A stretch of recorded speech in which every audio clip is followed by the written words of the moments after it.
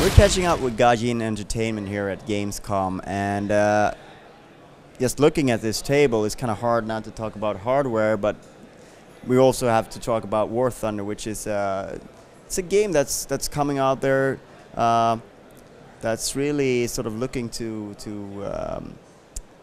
take a little bit of what wargaming have taken on the free-to-play market, perhaps. But you're doing a little bit differently. This is not what they're doing, right? It's a different kind of game. Yeah, sure. Well, actually, our game was in development for a long time. Yeah, and it was announced a lot earlier than World of Warplanes. You have a long history of making these kind of... Yeah, sure. Gaijin Entertainment is making flight sims like for 5 or 6 years already, and we made such titles as Il-2, Sturmovik, Birds of Prey, and Birds of Steel, and also Apache Air Assault, the helicopter simulation. Yeah, so our development team is very proficient with flight sims, and making it free-to-play was the next logical step for our company, because the flight simulation genre is considered very niche. Yeah, and if you look at the market, there are almost none of them left today. And we want to change that, because our game has several difficulty modes. So the most popular one is arcade. You just download the game, use a mouse, and that's it. You can even play it with mouse only. It's very responsive and intuitive, and a lot of people play in the arcade. But if you are some hardcore veteran of flight sims and you have all this stuff in your room and the Oculus Rift, which costs like $300, but you are so dedicated to this, so yeah.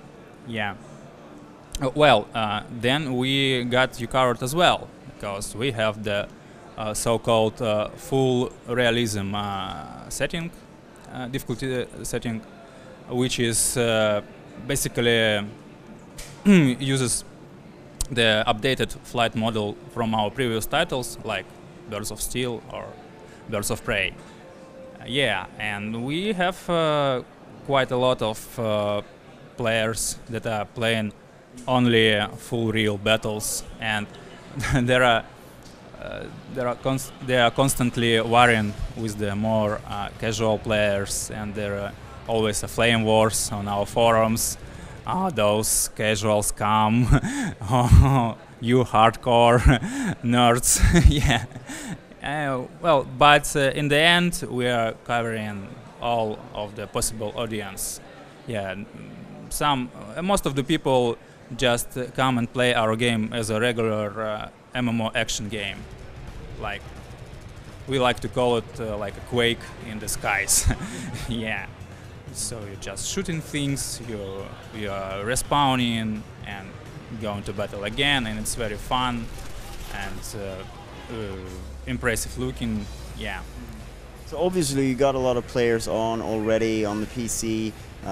Is it open beta, or have you removed the beta tag, or what do you call it officially? Yes, the game is still an open beta. It was launched in this winter in Europe and the rest of the world, because the Russian version was launched in last November.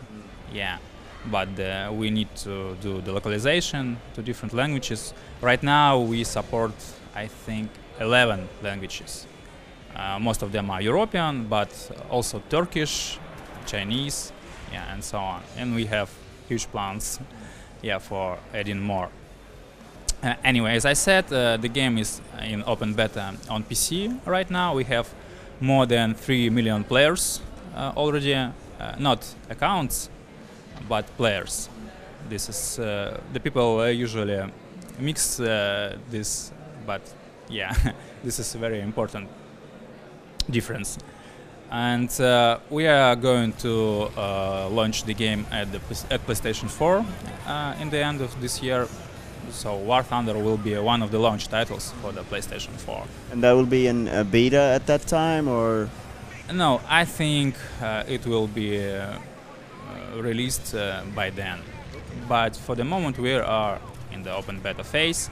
We are still tweaking our game, adding more modes, adding more planes. There will be more than 300 planes, excuse me, not planes, but military vehicles at the launch of PlayStation 4 version, because we have in our game not only player-controlled planes such as fighters, bombers, dive bombers, and so on, but by the end of this year there will also be playable tanks in our game and other ground vehicles. Yeah, and there will be also mixed battles between players in planes and players in tanks, and as well as planes versus planes and tanks versus tanks.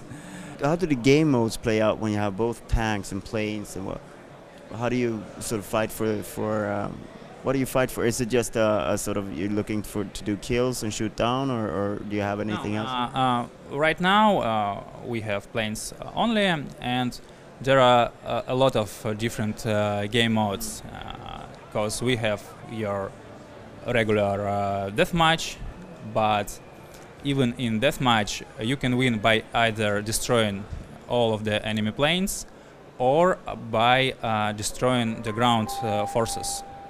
Because in our game there are AI-controlled ground forces that are fighting below, and you can actually see how they're advancing and destroying each other, and you must help them, of course. So if you destroy all of enemies' ground forces, then your team wins as well. And we also have capture the field mode. So in this mode there are 2 or 3 airfields on the map, and you must land on them to claim it for your team. So if you captured the airfield, then the counter starts ticking. It's basically like a battlefield. Yeah. So Dominations.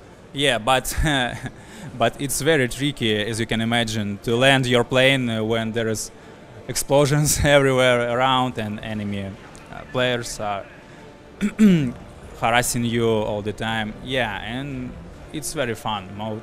Yeah. So the idea is that we will have a lot of mixed modes for the ground forces as well, but I can't go into the details right now. So we got the Oculus Rift lying here. You mentioned that you had the chance to have the HD version here for a little brief bit. Can you tell us a little bit about the Oculus Rift implementation and sort of what that adds to a game like this? Well, the Oculus Rift is an incredible device for this kind of games. I mean, simulation, especially flight simulation, because when you are using the Rift, you can look around, you can see your hands doing the control stuff, and some of the people can feel a little dizzy, yeah, like in real flight. Yeah, and it adds incredible immersion. So if you are a hardcore simulation fan, you should try it, definitely. And we implemented the Oculus Rift support like a couple of months ago. Yeah, and we are constantly improving it because there's a lot to work, a lot of work left. Yeah, and at Gamescom we had a chance to play it with HD prototype, and we didn't need to tweak it much. So yeah, and it was awesome. Yeah, and we can't wait until the end of this year, I believe, when the consumer version will be available. All right, I think we lost power for a brief bit there. Maybe that's our call to wrap things up. Thank you so much for your time. Thank you.